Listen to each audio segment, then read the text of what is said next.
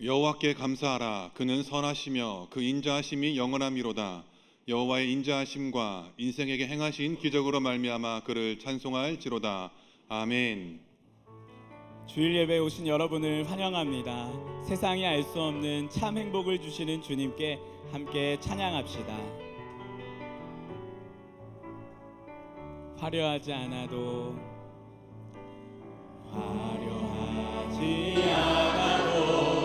정결하게 사는 삶 가진 것이 적어도 감사하며 사는 삶 내게 주신 작은 힘 나눠주며 사는 삶 이것이 나의 삶의 행복이라오. 이것이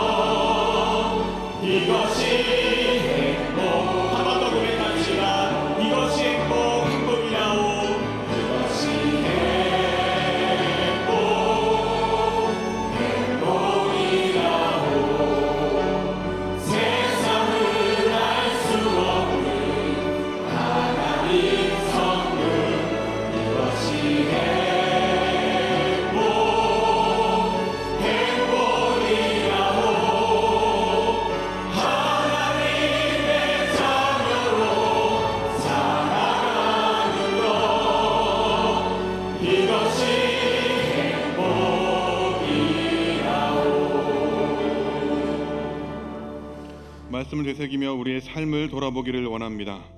하나님은 우리의 가정이 세상에서 가장 안전한 피난처가 되기를 원하십니다. 하지만 지난 한 주 가족을 나의 기대와 잣대로 평가하며 평안의 안식처가 아닌 긴장의 공간으로 만들었습니다. 배우자와 자녀의 솔직한 마음에 귀 기울이고 기다려주기보다 나의 뜻대로 다그치며 심리적 안정감을 빼앗아 버렸음을 고백합니다. 이 시간 다시 말씀 앞에 서기를 원합니다. 주여, 주님께 은혜를 공급받아 그 사랑을 흘려보내는 통로가 되게 해 주시옵소서. 가족 간의 따뜻한 용납과 진실한 친밀감이 회복되는 은혜를 허락해 주시옵소서. 마음을 열고 함께 기도하시겠습니다.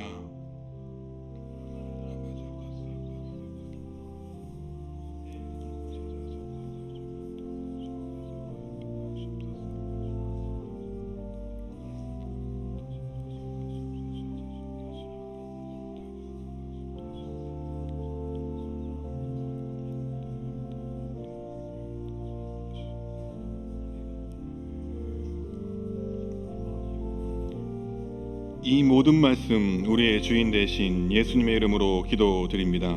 아멘.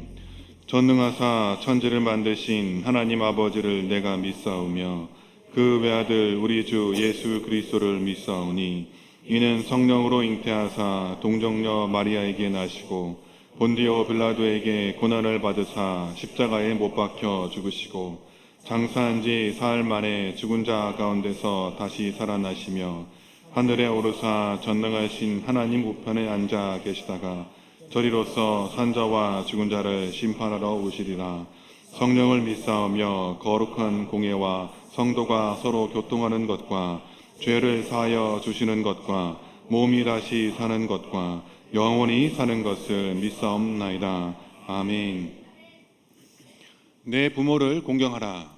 그리하면 내 하나님 여호와가 내게 준 땅에서 내 생명이 길리라. 내 아들아, 내 아비의 훈계를 들으며 내 어미의 법을 떠나지 말라. 이는 내 머리에 아름다운 강이요 내 목에 큰 사슬이니라. 너를 낳은 아비에게 청종하고 내 늙은 어미를 경히 여기지 말지니라. 내 부모를 즐겁게 하며 너를 낳은 어미를 기쁘게 하라. 자녀들아, 주 안에서 너희 부모에게 순종하라. 이것이 옳으니라. 내 아버지와 어머니를 공경하라. 이것은 약속이 있는 첫 계명이니 이로써 내가 잘되고 땅에서 장수하리라. 아멘. 자리에 앉으시겠습니다.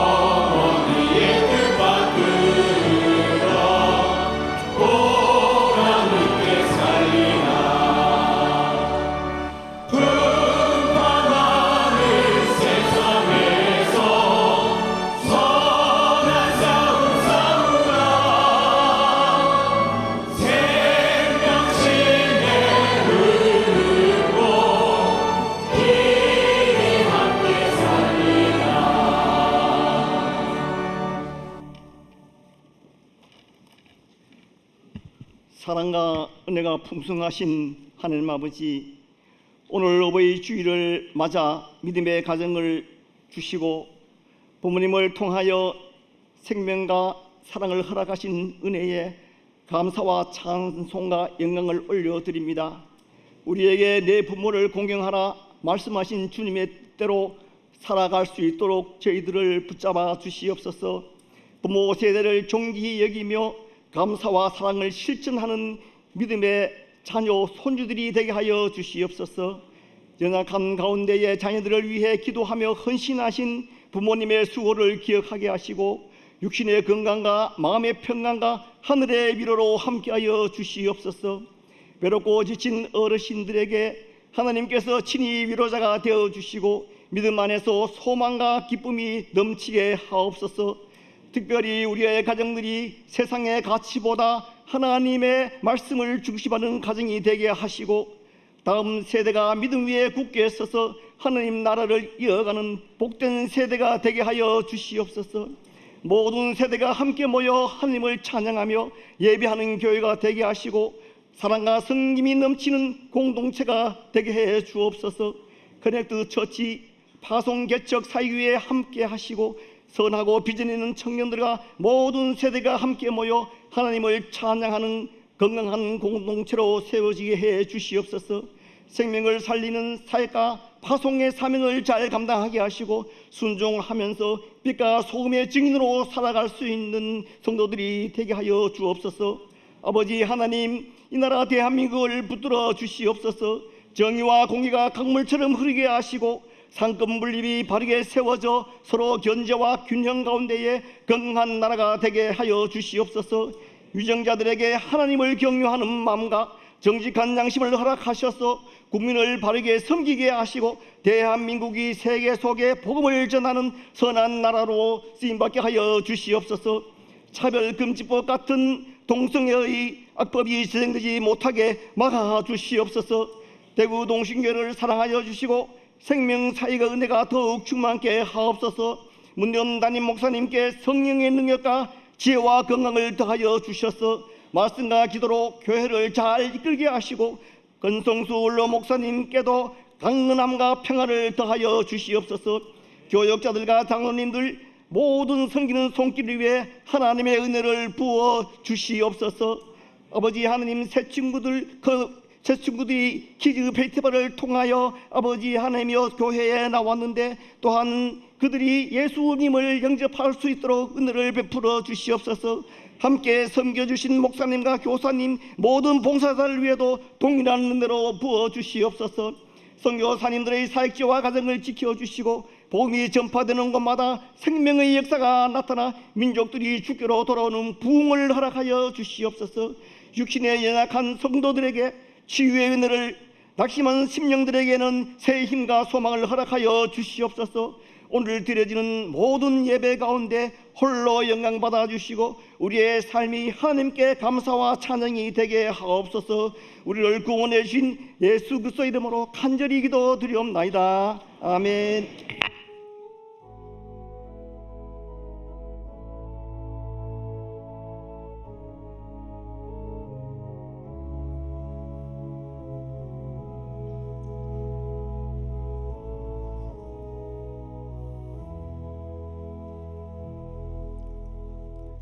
악의 축복기도 드리겠습니다. 정효원 성도님, 권성은 성도님 아들 정단 교회에 처음 나왔습니다.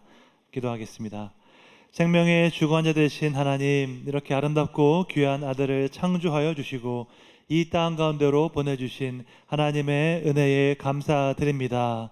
주님께서 이 아들을 창조하셨을 때 가지셨던 모든 선한 뜻과 계획들이 하나도 빠짐없이 이 땅 가운데서 이루어지게 하여 주시옵소서. 광야와 같은 험한 인생 살아갈 때에 자신의 힘과 지혜를 의지하는 것이 아니라 오직 선한 목자 되신 예수님만 사랑하고 의지하는 귀한 인생 되게 하여 주시옵소서.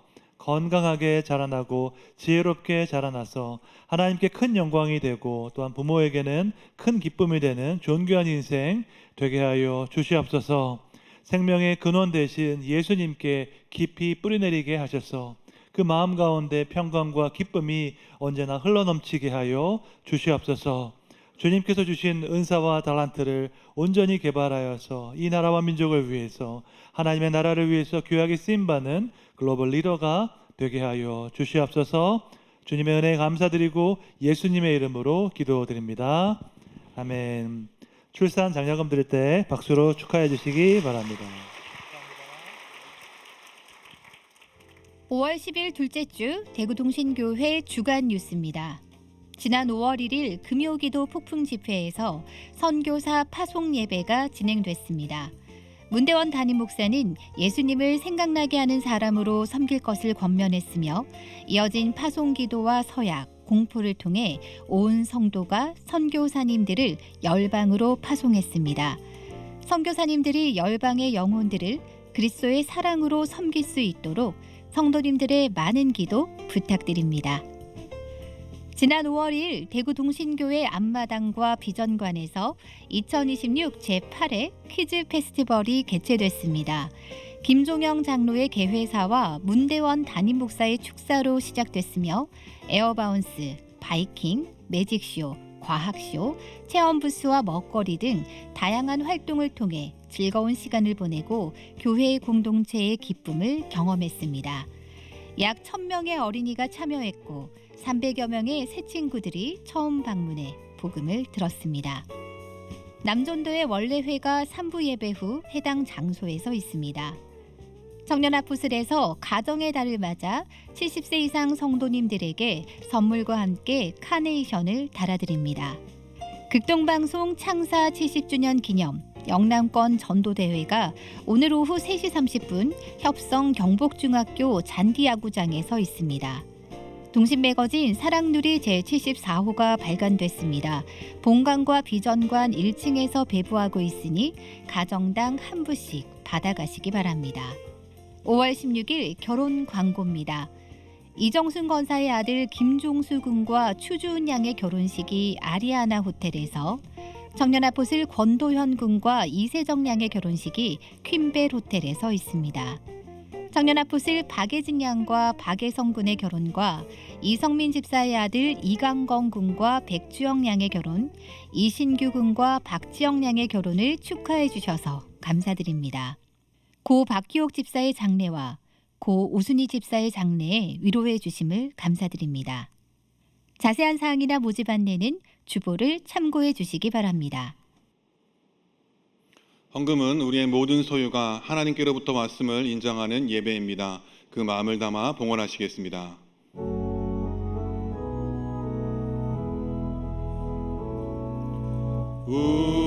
우리에게 향하신 여호와의 인자하심이 크고 크도다 크시도다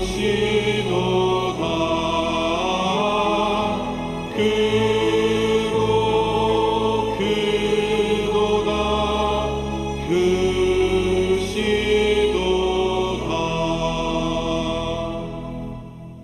사랑과 은혜가 충만하신 하나님 아버지, 우리를 조건 없이 품어주신 그 십자가의 사랑의 빚진 자 되어 오늘 감사의 마음을 담아 주님 앞에 정성껏 예물을 드립니다. 이 예물이 단지 물질의 드림을 넘어 우리의 삶과 가정을 주님의 사랑으로 가득 채우겠다는 믿음의 결단이 되기를 소망합니다. 이 예물이 쓰이는 곳마다 영혼들이 살아나게 하시고 무너진 가정들이 회복되며 하나님 나라가 확장되게 해 주시옵소서.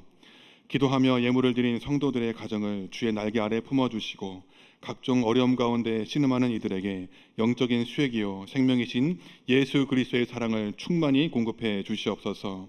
그리하여 하나님 아버지의 전능하신 손길을 신뢰하며 모든 어려움을 이기는 믿음을 허락하여 주시고 하나님의 때에 하나님 방법으로 기도의 제목들이 응답되는 복을 누리게 해 주시옵소서. 우리를 끝까지 사랑하시는 예수님의 이름으로 기도드립니다. 아멘. 오늘 우리에게 주신 하나님 말씀은 에베소서 6장 1절에서 4절입니다.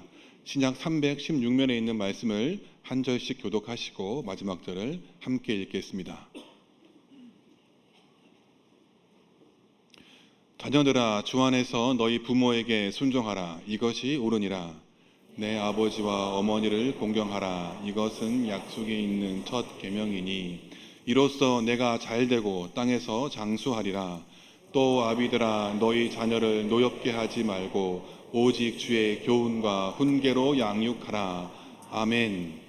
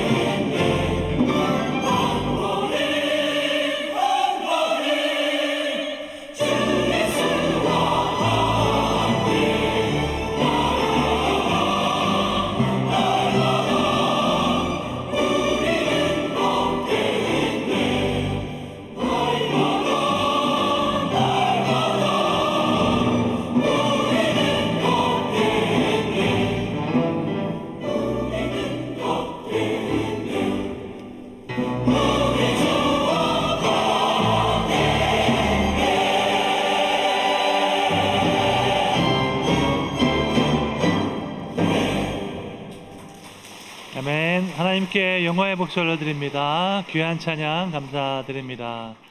현장에서 그리고 온라인으로 주일 3부 예배 나오신 여러분들을 주님의 이름으로 환영합니다. 우리 마음의 욕망을 따라가는 것이 아니라 하나님께서 세우신 권위와 질서에 순종하는 법을 배워서 주님께서 약속하신 복과 형통을 받아 누리시기를 주님의 이름으로 축복합니다.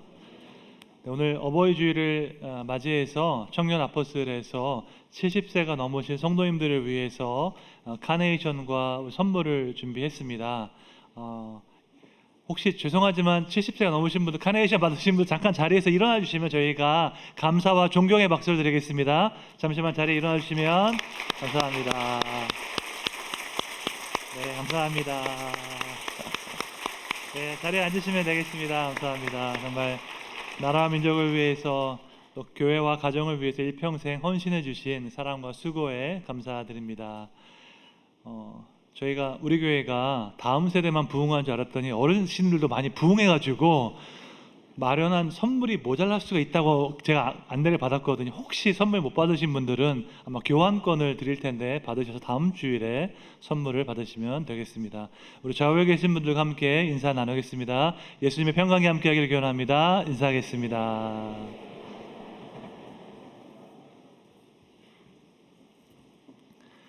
오늘은 어버이 주일입니다. 우리에게 부모님을 허락하신 하나님께 감사드리고 부모님의 사랑을 기리는 주일입니다.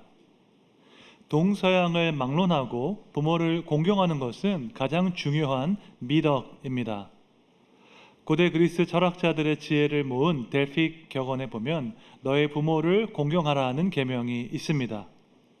공자 또한 이렇게 말했습니다. 효는 덕행의 근본이요 인간 교화의 근원이다 라고 이야기했습니다. 100번 맞는 이야기입니다. 효를 통해서 인간은 인간다워지고 사회가 올바로 세워집니다. 부모에게 효도하지 않으면서 다른 덕행을 말하는 것은 말도 되지 않습니다. 하나님을 알지 못하는 사람들도 일반 계시에 의해서 부모 공경이 얼마나 중요한지 알고 있습니다. 하물며 하나님을 믿는 우리는 특별 계시를 받았기 때문에 부모 공경의 의미를 더욱더 잘 알고 있습니다. 하나님께서 십계명을 통해서 부모 공경을 말씀하셨습니다. 십계명에서 부모 공경이 몇 번째 계명이지요? 5번째 계명입니다. 1계명부터 4계명까지는 하나님과의 관계에 대한 계명입니다. 다른 신을 섬기지 말고 우상을 만들지 말고 안식일을 지키라 하셨습니다. 그리고 5계명부터 10계명까지는 사람들과의 관계에 대한 계명입니다. 그 중에 제일 처음으로 나온 것이 너의 부모를 공경하라입니다. 사람들과의 관계에서 가장 중요한 계명이 바로 부모 공경입니다. 신명기 5장 16절 말씀 함께 읽겠습니다.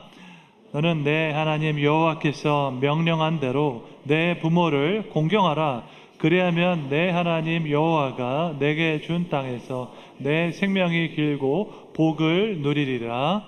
아멘. 내 부모를 공경하라 말씀하신 이후에 하나님께서 한 문장을 더하셨습니다. 그리하면 여호와가 내게 준 땅에서 내 생명이 길고 복을 누릴 것이다 라고 말씀하셨습니다. 이것은 명령에 대한 약속입니다.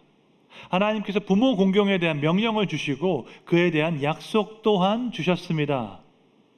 하나님은 명령만 내리는 엄격한 사령관이 아니십니다. 그 명령을 지켰을 때 어떤 선한 결과가 나타나는지 약속을 또한 주셨습니다. 부모를 공경하라는 명령을 지켰을 때 우리에게 주어진 약속이 있지요. 그것은 하나님께서 주신 땅, 가나안 땅에서 생명이 길고 복을 누리는 것입니다. 한마디로 형통하고 안전한 삶을 살아갈 것이다 라고 약속하셨습니다.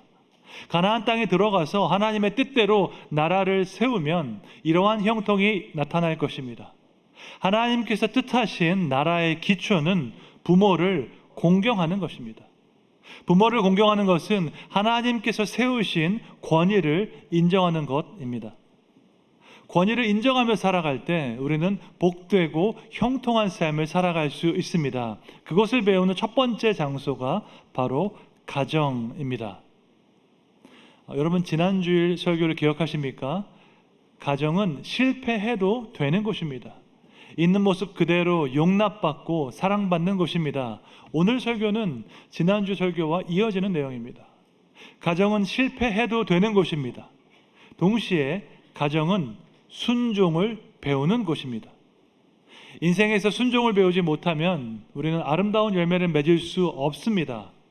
내가 하고 싶은 대로 내 마음대로 살아가서는 어떠한 열매도 맺을 수 없습니다. 다른 사람과 더불어 함께 사는 법을 배워야 하고 질서와 권위에 순종하는 법을 배워야 합니다. 이것을 배우는 첫 번째 장소가 바로 가정입니다.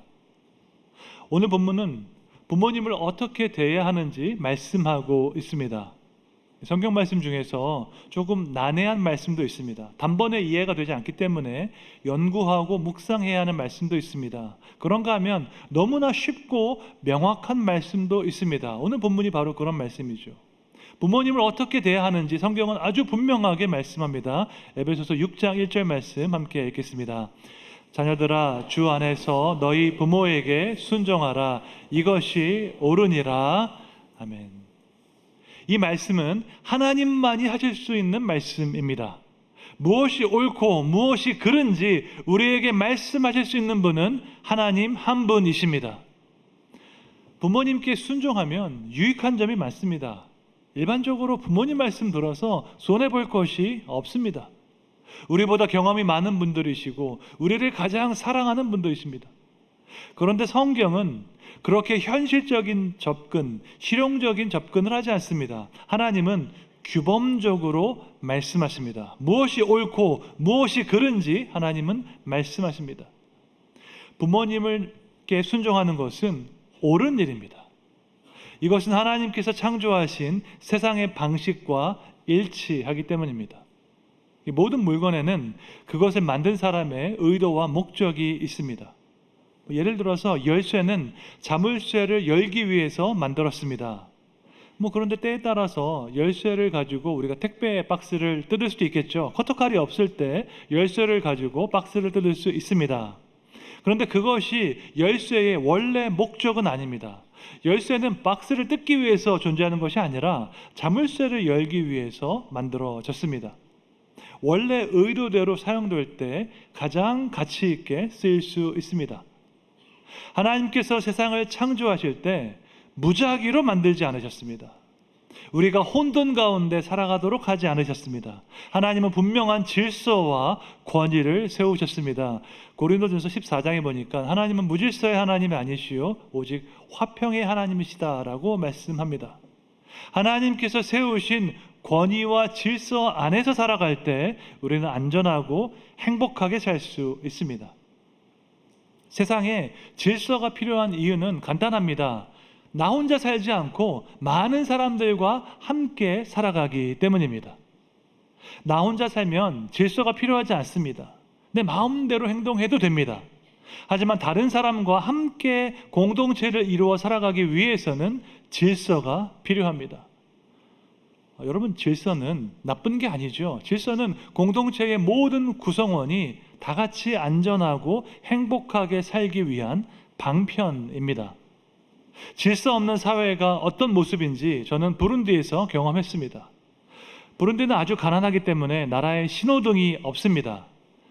제가 부룬디를 떠난 지 6년 되었는데 부룬디를 떠날 즈음에 그 나라 전체의 신호등이 5개 정도 새로 생겼습니다.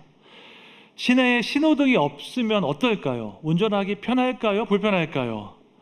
언뜻 생각하면 편할 것 같잖아요. 내 마음대로 운전할 수 있으니까. 하지만 출퇴근 시간이 되면 사거리에 차가 뒤엉킵니다. 수십 대의 차량이 자기가 먼저 가겠다고 사거리에 뒤엉켜서 경적을 울립니다. 제가 부룬디에 살면서 웬만하면 좀 화를 내지 않았는데 그 사거리 안에 갇히면 화가 났습니다. 제발 좀 누가 신호등을 좀 만들어주면 좋겠다고 생각을 했습니다. 그러다 마침내 나중에 신호등이 생겼는데 그래도 문제였습니다. 여러분, 신호등이 있으면 뭐합니까? 안 지키는데요. 신호등이 익숙하지 않은 사람들이 자기 마음대로 여전히 운전을 했습니다. 많은 사람이 함께 공동체를 이루어 살아가고 있는데 질서가 없으면 모두가 힘들게 살아갑니다. 이것을 아신 하나님께서 자연세계 가운데, 인간 사회 가운데 질서를 주셨습니다. 무엇이 옳고 무엇이 그른지 우리에게 말씀해 주셨습니다. 질서와 권위는 하나님의 계획이고 그 안에서 우리는 안전하고 행복하게 살아갈 수 있습니다. 하나님께서 주신 규범은 부모님께 순종하는 것입니다. 신앙의 모델 되신 예수님께서도 부모님께 순종하셨습니다. 나사렛에 계시는 동안 예수님은 부모님께 순종하고 받드셨습니다. 누가복음 2장 51절에 나와 있습니다. 함께 읽겠습니다. 예수께서 함께 내려가사 나사렛에 이르러 순종하여 받드시더라. 아멘. 예수님께서 하신 모든 행동은 우리에게 모델이 됩니다. 예수님은 그분의 육신의 부모님께 순종하고 받드셨습니다. 그와 같이 하나님은 우리가 부모님께 순종하기를 원하십니다. 이것이 하나님 앞에서 옳기 때문입니다. 자녀가 부모에게 순종한다면 부모는 자녀를 잘 지도해야 합니다. 무엇이 옳은 길인지 가르쳐야 하는 책임이 부모에게 있습니다. 잠언 22장 6절에 나와 있습니다. 함께 읽겠습니다. 마땅히 행할 길을 아이에게 가르치라. 그리하면 늙어도 그것을 떠나지 아니하리라. 아멘. 아이에게 행할 길을 가르치기 위해서는 부모가 본을 보여야 합니다. 부모는 교통규칙을 지키지 않으면서 아이에게 지키라고 말할 수 없습니다. 부모는 주일 성수를 하지 않으면서 아이에게 주일 성수하라고 말할 수 없습니다. 자녀는 부모의 말이 아니라 행동을 보고 따라가기 때문입니다. 저는 11조를 철저하게 합니다. 절기헌금, 감사헌금도 철저하게 합니다. 제가 이것을 교회에서 배우지 않았습니다. 가정에서 배웠습니다. 저희 부모님은 평생 동안 철저하게 헌금 생활을 하셨습니다. 그 결과가 무엇인지 아십니까? 돈에 자유하십니다. 저는 아버지처럼 돈에 자유한 사람을 만나본 적이 없습니다. 돈이 많아도 그만, 적어도 그만입니다. 돈에 집착하지 않고 돈의 노예로 살아가지 않으십니다. 하나님께서 주신 대로 감사한 마음으로 살아가십니다. 세상에서 제일 행복한 사람이 누구인지 아십니까? 모든 것에 감사한 마음으로 살아가는 사람입니다. 그 사람의 기쁨과 행복은 누구도 빼앗아갈 수 없습니다.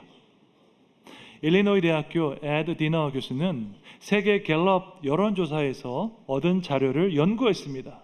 전 세계 145개국 36만 명과의 인터뷰를 통해서 얻은 자료였습니다. 그 자료를 상세하게 분석한 디너 교수는 이렇게 말했습니다. 조사에 따르면 교회에 다니는 사람들은 살면서 기쁨을 더 많이 누린다. 왜 그런지는 우리도 알 수 없다라고 말했습니다. 정말 재밌는 표현이죠. 신앙이 없는 사람이 그리스도인의 삶의 태도를 사회과학적으로 연구했습니다. 그들은 우리가 왜 기쁜지 알지 못하지만 우리는 알고 있습니다. 우리가 기쁜 이유는 감사할 대상이 있기 때문입니다. 우리가 가진 모든 것이 하나님께서 주신 선물이기 때문입니다. 부모님의 신앙을 본받아서 저도 헌금 생활을 철저하게 합니다. 아프리카 선교사로 있을 때에도 출석하던 교회에 11조를 했습니다. 그 결과 저도 돈에 집착하지 않게 되었습니다. 바울의 고백처럼 비천에 처할 줄도 알고 풍부에 처할 줄도 아는 비결을 배우게 되었습니다. 세계에서 가장 좋은 나라에서 살 때에도 행복했고 세계에서 가장 가난한 나라에서 살 때에도 행복했습니다. 돈에 집착하지 않고 돈의 노예가 되지 않는 법을 배웠습니다. 이것을 교회에서 배우지 않고 가정에서 배웠습니다. 저는 여러분의 자녀들이 돈의 노예가 되지 않기를 축복합니다. 이 세상에 돈보다 훨씬 더 중요하다는 것을 기억하면서 진정으로 중요한 가치를 위해서 살아가기를 축복합니다. 그러기 위해서는 여러분께서 본을 보이셔야 합니다.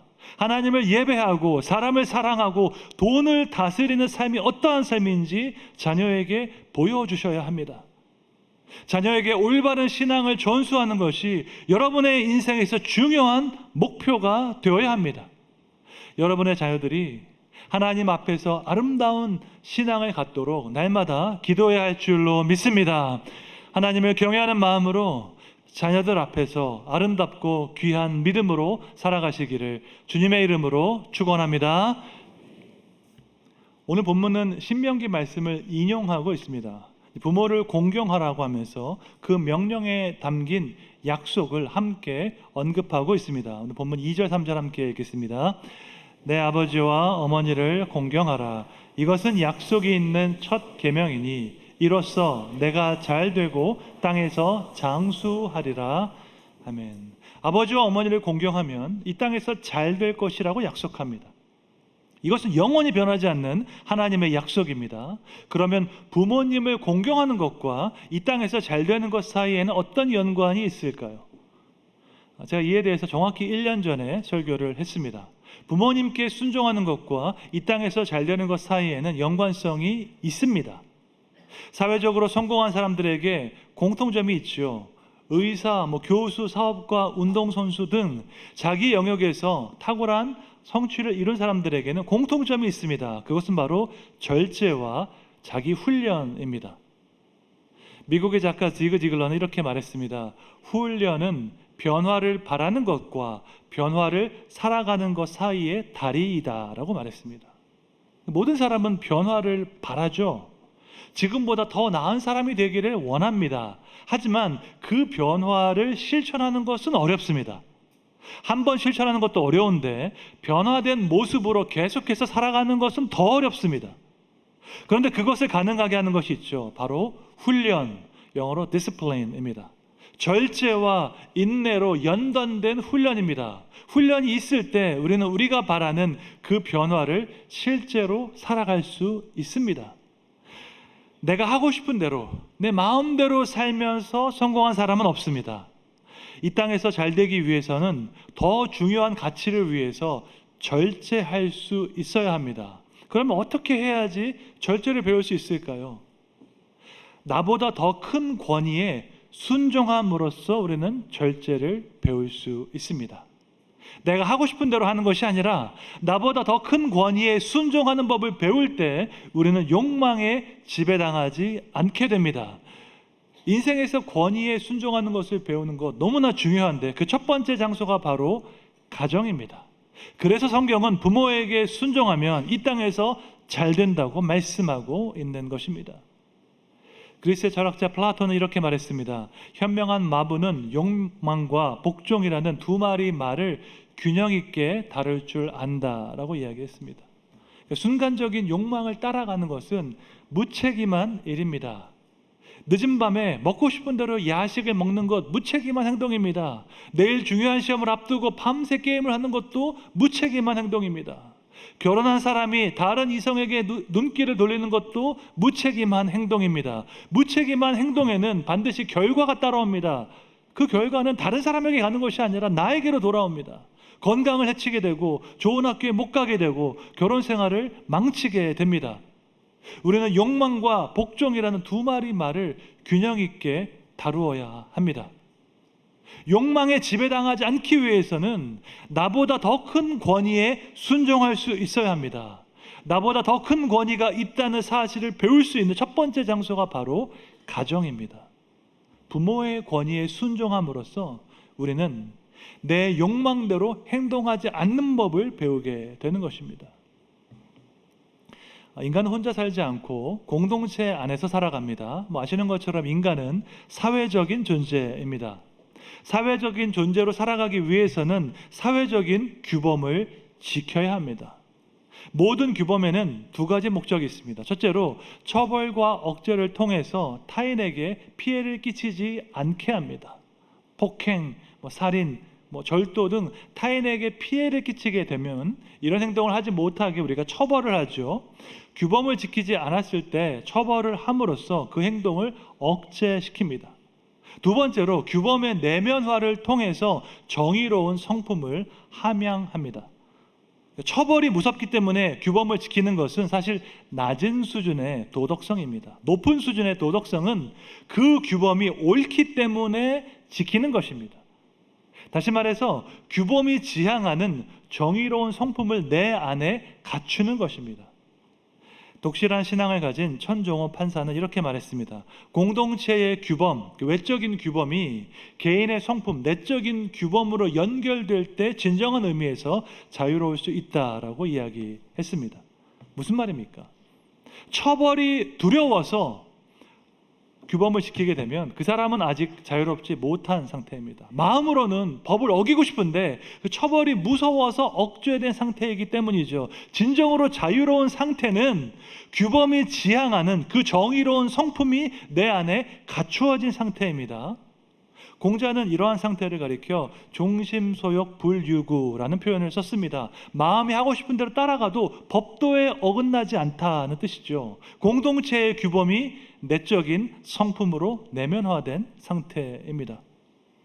타락한 본성대로 살아가는 것이 아니라 올바른 규범으로 형성된 정의로운 성품으로 살아가는 것입니다. 이렇게 살아갈 때 우리는 진정한 의미에서 일평생을 형통하게 살아갈 수 있습니다. 한 번 반짝 성공하는 것이 아니라 평생 동안 그 성공을 유지할 수 있습니다. 흔히 인생에는 3번의 기회가 온다는 말을 하죠. 돌아보면 누구나 인생에서 좋은 기회가 몇 번 있었습니다. 어떤 사람은 그 기회를 잘 살립니다. 그런가 하면 어떤 사람은 그 기회를 잘 살리지 못합니다. 여러분, 그 차이가 무엇일까요? 단지 운이 더 좋아서 그 기회를 잘 살렸을까요? 그렇지 않습니다. 성공을 유지하기 위해서 필요한 것이 있습니다. 바로 절제와 인내입니다. 올바르게 형성된 정의로운 성품이 필요합니다. 이것이 있어야지 한 번의 성공을 장기간의 성공으로 이어갈 수 있게 됩니다. 성경에 보면 말세의 징조가 나오죠. 마지막 때가 다가오면 나타날 현상에 대해서 말씀하고 있습니다. 디모데후서 3장 2절에 나와 있습니다. 함께 읽겠습니다. 사람들이 자기를 사랑하며 돈을 사랑하며 자랑하며 교만하며 비방하며 부모를 거역하며 감사하지 아니하며 거룩하지 아니하며. 이 말씀은 지금 우리 사회의 모습을 그대로 보여주고 있습니다. 현대 사회는 자기를 사랑하고 돈을 사랑하고 자랑하는 사회입니다. 현대 사회는 교만하고 부모를 거역하고 감사하지 않는 사회입니다. 과거보다 훨씬 더 풍요로운 사회이지만 과거보다 훨씬 더 감사하지 않는 사회입니다. 한마디로 정의로운 성품을 잃어버린 사회입니다.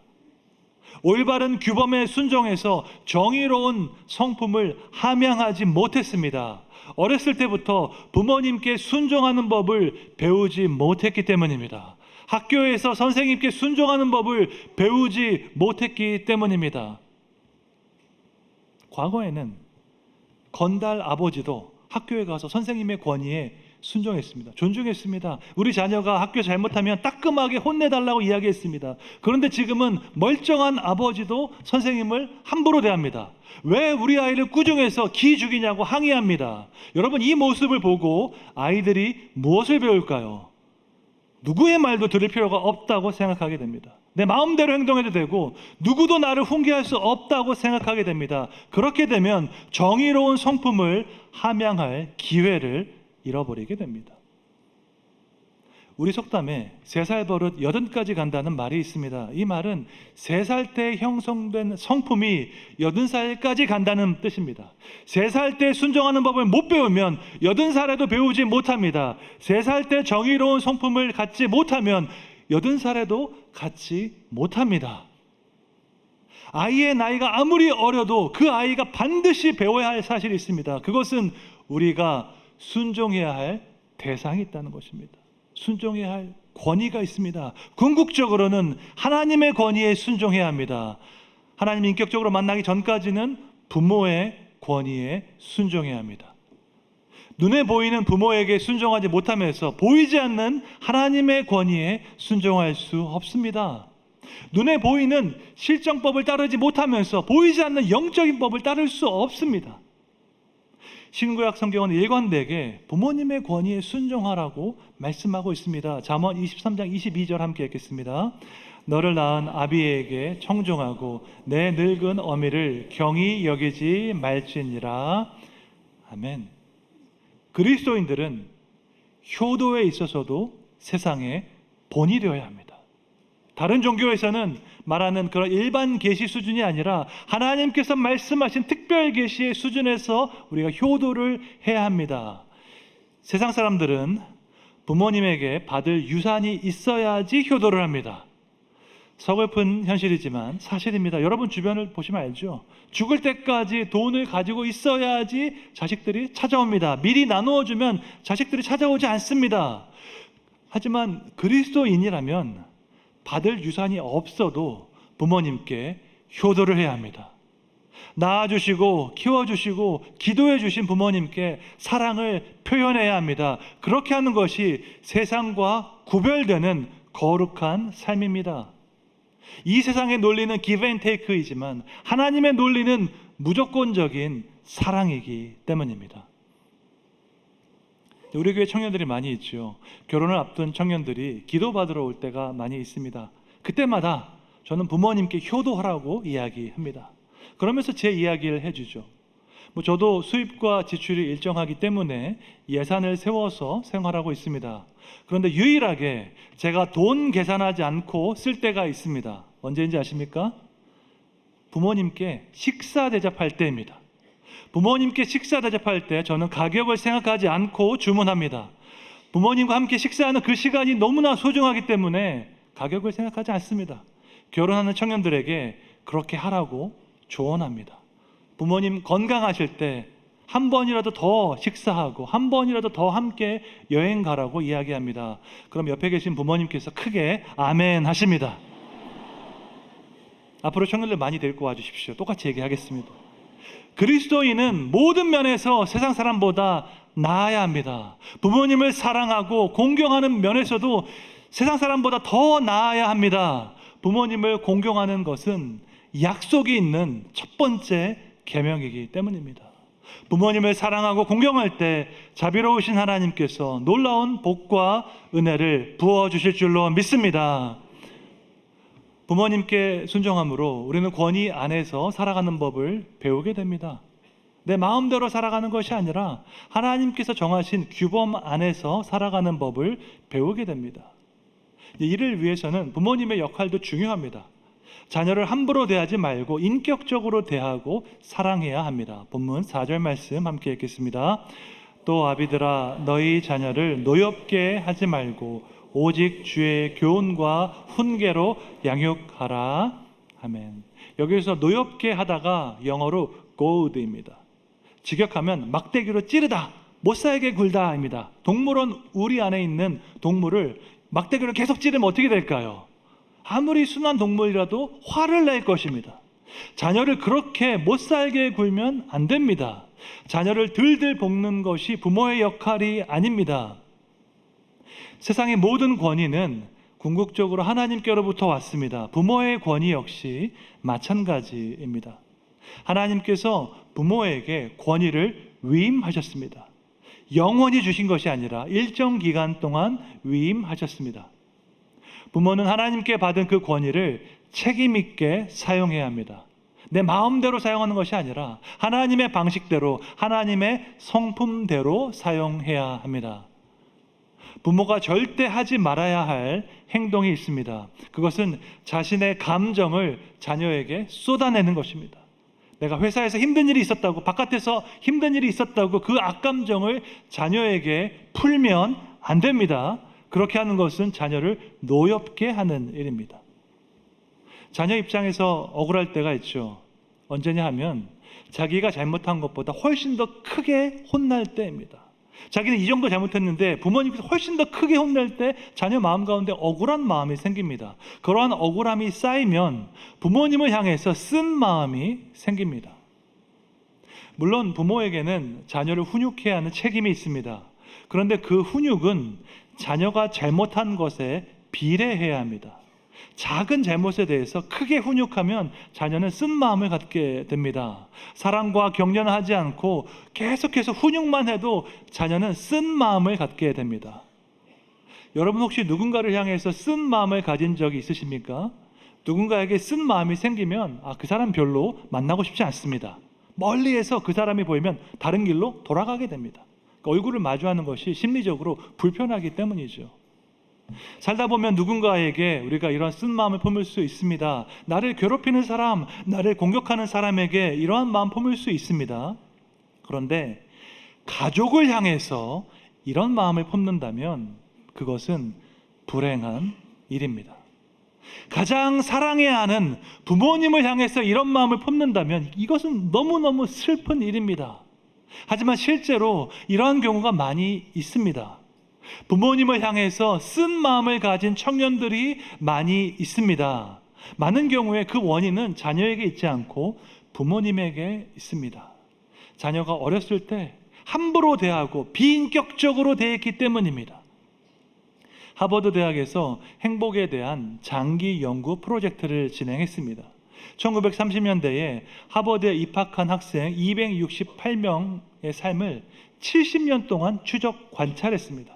무엇이 인간을 행복하게 하고 건강하게 하는지 사회과학적으로 연구를 했습니다. 이 연구의 책임자 조지 베일런트 교수는 행복과 가정의 연관성에 집중했습니다. 인간의 행복이 행복한 가정에서 온다고 생각했습니다. 그 교수에 따르면 불행한 유년기를 보낸 사람에게는 4가지 특징이 있습니다. 첫째로 이들은 일반인에 비해서 정신질환을 앓을 가능성이 더 높습니다. 둘째로 건전한 여가를 통해서 인생을 즐기는 데 익숙하지 않습니다. 셋째로 자기 감정은 물론 세상을 신뢰하지 않습니다. 넷째로 오래된 친구 없이 외로운 노년을 맞이합니다. 한 사람의 유년기가 이렇게 중요한 거죠. 불행한 유년기를 보내게 되면 정서적으로 건강하지 못하고 세상을 신뢰하지도 못합니다. 삐딱한 시각을 가지고 세상을 바라보죠. 반면에 행복한 유년기를 보내게 되면 정서적으로 건강하고 다른 사람과의 관계도 좋습니다.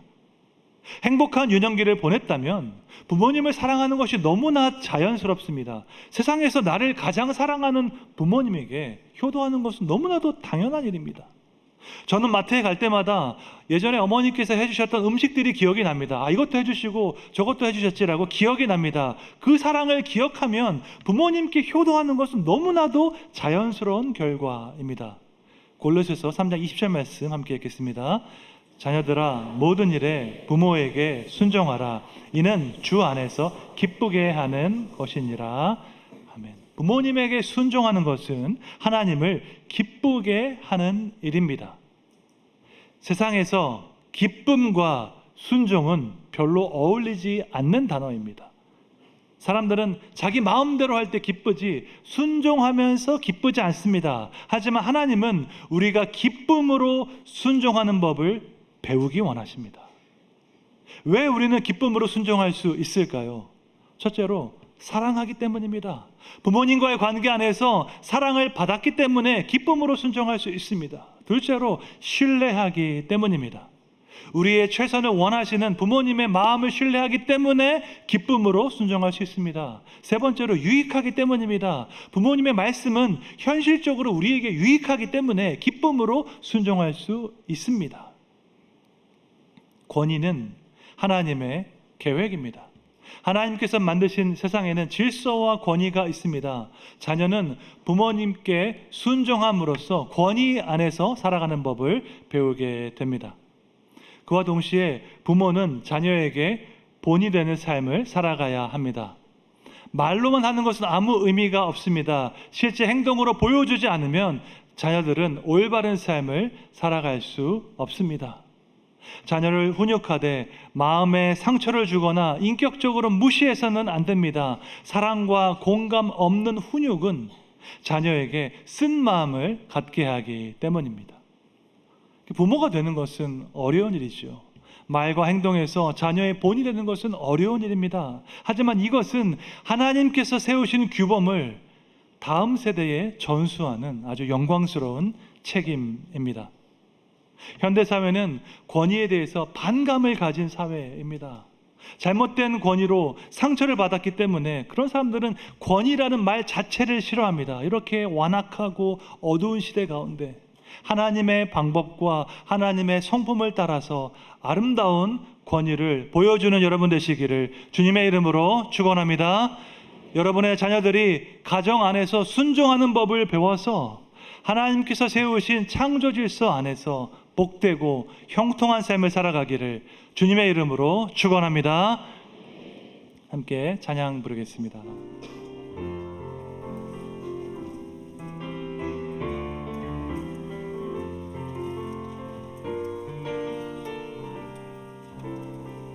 나 주님의 기쁨 되기 원하네. 나 주님의 기쁨 되기 원하네. 내 마음을 새롭게 하소서.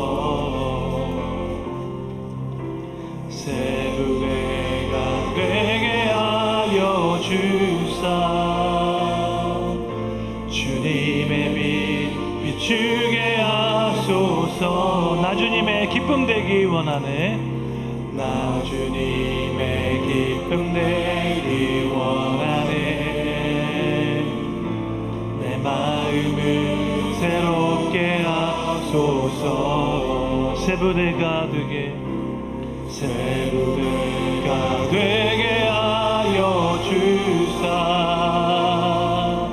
주님의 빛 비추게 하소서. 내가 원하는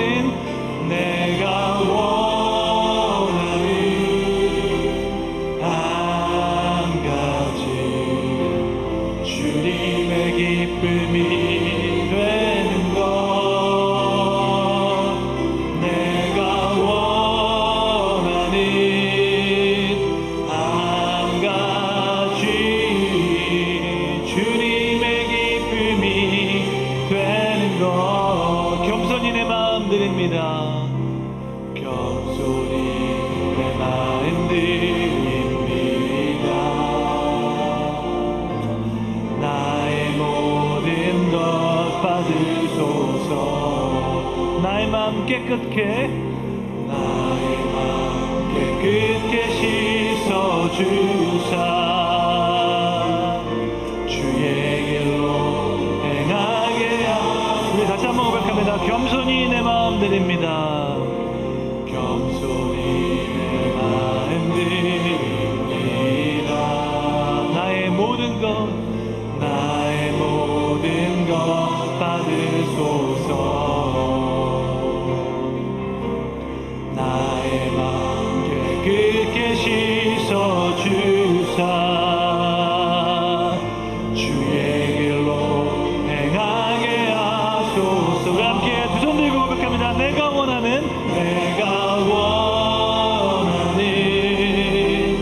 한 가지 주님의 기쁨이 되는 것. 내가 원하는 한 가지 주님의 기쁨이 되는 것. 내가 원하는 한 가지, 내가 원하는 한 가지 주님의 기쁨이 되는 것. 내가 원하는 한 가지 주님의 기쁨이 되는 것. 자비로우신 하나님, 우리에게 가정을 허락하여 주시고 가정을 통해서 사랑과 기쁨을 경험하게 하시니 감사드립니다. 부모님께 받은 사랑을 당연하게 여기지 않고 부모님을 향한 사랑과 존경의 마음을 표현하는 믿음의 가정 되게 하여 주시옵소서. 이 세상을 창조하시되 권위와 질서에 따라 창조하신 하나님의 뜻을 기억하기 원합니다. 사랑하는 우리 자녀들이 가정 안에서 순종하는 법을 배워서 하나님께서 세우신 이 땅 가운데서 복되고 형통한 삶을 살아가게 해 주시옵소서. 규범을 지키는 것 자체에 얽매이는 것이 아니라 규범의 내면화를 통해서 하나님께서 기뻐하시는 정의로운 성품을 함양하게 해 주시옵소서. 우리 교회 다음 세대가 하나님을 경외하는 믿음 가운데 온전히 세워지게 해 주시옵소서. 어두운 시대의 흐름을 따라가는 것이 아니라 하나님의 특별한 목적을 위해 구별된 사람이 되어서 하나님의 나라를 위해 귀하게 쓰임받게 해 주시옵소서. 이른 아침부터 몸된 교회를 섬기는 성도들의 헌신과 봉사를 기억하여 주시옵소서. 주차와 안내로, 찬양대와 재정위원으로, 교사와 순장으로, 주방과 청소로 봉사하는 모든 분들을 기억하여 주시고 이 땅의 복과 하늘의 상급으로 풍성히 갚아 주시옵소서.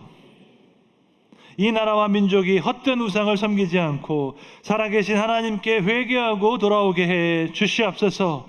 차별금지법과 같은 하나님의 뜻을 대적하는 악법이 제정되지 못하게 하시고 자유민주주의 체제와 삼권 분립이 온전히 지켜지게 해 주시옵소서. 6월 3일 지방선거를 통하여서 하나님을 두려워하고 정직한 마음으로 국민을 섬길 리더들이 세워지게 해 주시옵소서. 육체의 질병과 마음의 질병으로 고통받는 성도들 기억하여 주시고 창조주 하나님께서 치료의 광선을 비추사 그 모든 질병을 깨끗하게 고쳐 주시옵소서. 경제적인 어려움과 관계적인 어려움 가운데 있는 성도들을 기억하여 주시고 이들에게 하루속히 피할 길을 허락하여 주시옵소서. 영원히 우리와 함께 하시는 사랑 많으신 예수님의 이름으로 기도드립니다. 아멘.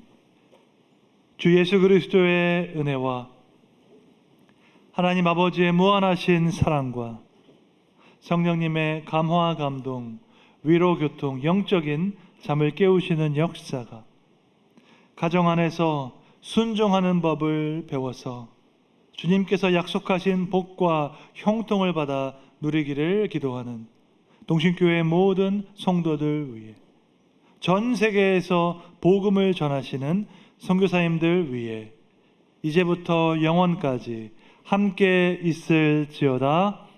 아멘.